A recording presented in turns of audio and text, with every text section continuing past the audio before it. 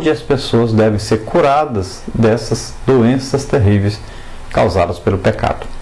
Para a expressão, então, nos últimos dias, Atos dos Apóstolos 2,17, Tiago 5,3, 2 de Pedro 3,3, Judas 18, tudo tem essa expressão, não é achada nas paulinas reconhecidas. Muitas expressões nós vamos ver aqui nesse texto que não se acha em outro lugar na Bíblia. 1 Timóteo 4,1 diz que nos últimos tempos, e aqui também nós vamos ver esse termo. Então denota o período pouco antes da parousia e o fim da era presente. Então veja bem que é um período da igreja imediatamente antes do arrebatamento, antes da grande tribulação. Então aqui é chamado os últimos dias, os dias que nós estamos vivendo, que é o período que vai desde o início da igreja até o arrebatamento da igreja, e depois tem a grande tribulação. Então ele está falando do período imediatamente antes da grande tribulação, consequentemente o período antes da volta de Cristo para nos buscar, ou antes, imediatamente antes do arrebatamento. Então o período que nós estamos vivendo exatamente esse, os últimos dias. Então a Igreja Apostólica acreditava que o próprio Cristo predissera que esses eventos seriam introduzidos por uma crise do mal, inclusive a emergência de impostores religiosos e uma apostasia geral.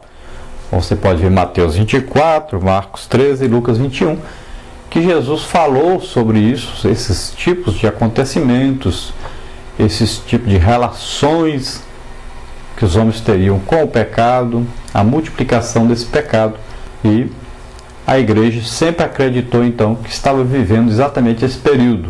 Então já temos aí mais de 2000 anos que a igreja está vivendo este período da multiplicação da iniquidade, do pecado sobre o mundo, e culminará isso com a volta de Cristo. Então, a igreja apocalíptica judaica prevê um colapso total da moralidade diante da vinda do Messias. A própria igreja apostólica que estava em Jerusalém já acreditava então, da maneira que nós acreditamos hoje, acreditava que haveria um colapso social, pecado mesmo, multiplicado terrivelmente antes da vinda do Messias, antes da vinda de Cristo. Como os judeus já têm essa noção da vinda do Messias para buscá-los, para um reino aqui na terra, para libertá-los, para trazer aí uma redenção a Israel, assim também a igreja, ela acredita no arrebatamento e acredita que será levada para o reino dos céus. Então nossas promessas são superiores. As promessas judaicas são para o reino milenial de Cristo na terra. E exatamente estará acontecendo um caos antes desse milênio, que é a grande tribulação. Para a igreja não passará por essa grande tribulação, esse grande sofrimento, ela será retirada imediatamente antes, mas já estará vivendo o princípio então dessas dores, dessa multiplicação terrível do pecado sobre o mundo. Paulo, portanto, pode aceitar como verdade estabelecida de que sobrevirão tempos difíceis, isto é, penosos e perigosos para os servos verdadeiros de Deus, e a situação deplorável em Éfeso parece fornecer confirmação empírica do fato.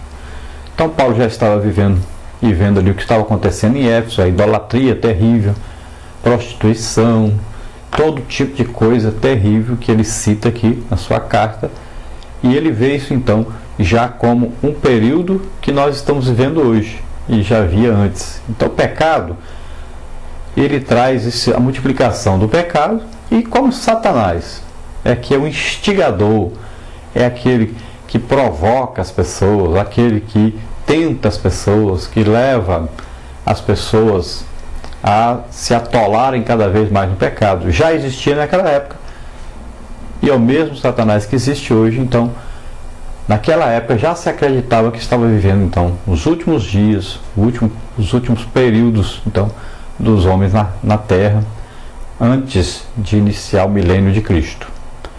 Então, antes do arrebatamento, como Paulo cita aqui. Vamos ver então. A fim de descrever o colapso moral dos últimos dias, Paulo introduz então, do versículo 2 ao versículo 5, aí, um catálogo de vícios do tipo que pode ocorrer frequentemente nas suas cartas reconhecidas. Então veja sobre isso, 1 Timóteo 1,9 também fala sobre isso. Então essa lista específica tem uma semelhança notável no conteúdo, bem como a construção retórica e uso de assonância àquela em Romanos capítulo 1, versículo 29 a 31, onde fala lá que os homens se interessarão pelos homens, as mulheres pelas mulheres, fala da multiplicação do pecado e da idolatria, trazendo como consequência doenças terríveis, né? Entre elas nós podemos ver em Romanos 1 claramente aí uma revelação profética sobre a AIDS, né? Devido ao pecado, devido à idolatria, e Deus entrega os homens então a desonrar os seus corpos entre si, fazendo com que o homem se inflame em desejos por outros homens e as mulheres por outras mulheres. Mas ele diz que há diferenças que tornam implausível a hipótese de empréstimo direto.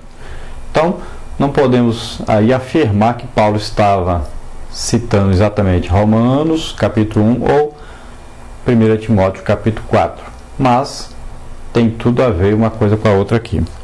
O fato de que os paralelos mais notáveis de estilo de vocabulário acham-se em filo sugere que a origem documentária ulterior da matéria incluída na lista é ensino tradicional judaico ao invés de ser a diátribe helenística.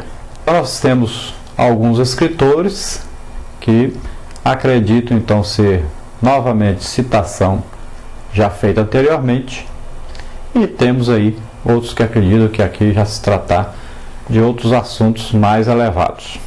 Paulo começa com uma declaração então generalizante de que os homens serão vis de várias maneiras. Não está pensando primariamente de grupos específicos, mas sim está dando expressão aos prenúncios apocalípticos de um repúdio geral à lei, à decência e à afeição natural. Os epítetos que se seguem parecem estar agrupados em pares, sendo que em vários casos são ligados por assonância.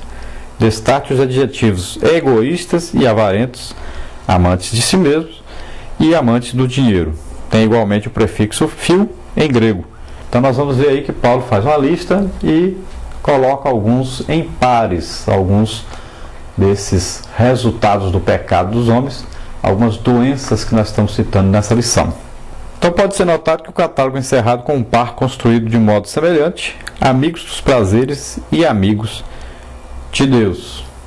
Então separa aí exatamente o contrário, né? Os que são amigos dos prazeres daqueles que são amigos de Deus. Colocam em dois campos diferentes. Então, dois reinos diferentes. O reino de Satanás, o reino das trevas, que busca apenas o prazer, e o reino de Deus, que é o prazer espiritual, diferente do prazer carnal do pecado. O reino de Deus é o prazer espiritual, que é o que? A comunhão com o Espírito Santo, a comunhão com Deus Pai, a comunhão com Jesus Cristo. Comunhão então com Deus traz a alegria do Espírito, traz a felicidade, traz a libertação, traz a cura de todas as enfermidades da alma, do corpo, né? E do espírito humano. Então nós vamos ver que esses pares fornecem então a chave dos demais, visto que a corrupção moral completa tende a ser o resultado quando os homens abandonam a Deus para ficarem ocupados com o próprio eu e a satisfação material.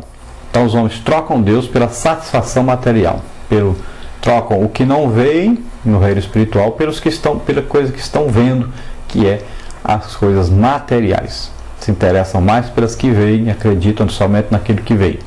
Para o conceito do dinheiro como uma causa radical do mal, você veja 1 Timóteo 6,10, onde Paulo ensina que o dinheiro é a raiz de todos os males. Então não é o dinheiro em si que é mal, mas o amor ao dinheiro.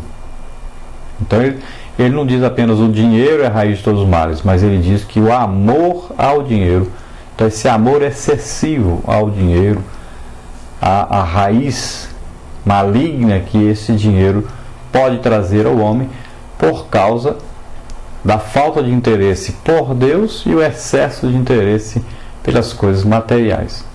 Como o dinheiro é que adquire essas coisas materiais, esse dinheiro, esse amor, esse dinheiro pode trazer males terríveis aos homens, pode trazer o abandono de Deus, mesmo a pessoa dizendo que está fazendo alguma coisa para Deus, pode trazer um amor excessivo ao dinheiro e ele fazendo as coisas para Deus, mas com o objetivo de ganhar dinheiro e não